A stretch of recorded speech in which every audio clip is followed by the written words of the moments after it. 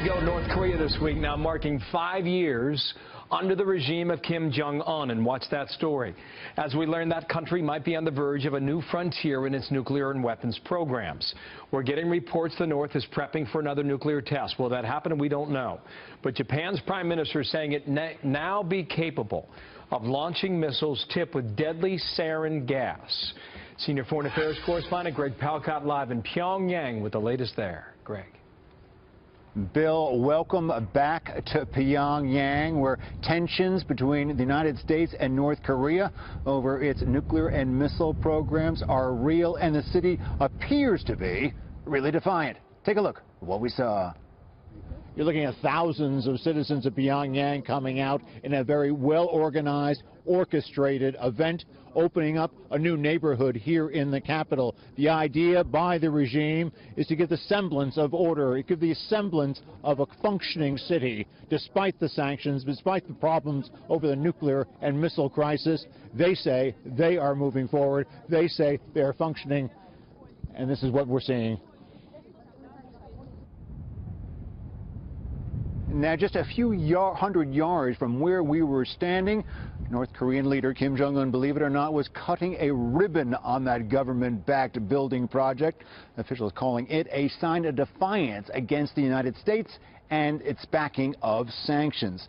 This event is in advance of Saturday's anniversary of the birth date of Kim Jong-un's grandfather, the founder of North Korea, Kim Il-sung. Now, there are new reports of possible preps of a detonation of another nuclear device by North Korea. No confirmation of that. Also, we have seen missiles launched around the state in the past. All we can say is that the talk here is very tough.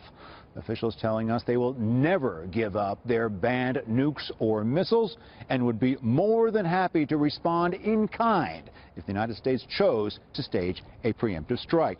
As for the other reports in the past couple of days, the North Korean ally China is cooperating more with the U.S., that it's taking a harder line with North Korea. Well, officials again today point to projects like the one we saw unveiled today. They claim that shows they don't need anyone. Here's what one resident told us about the United States and sanctions.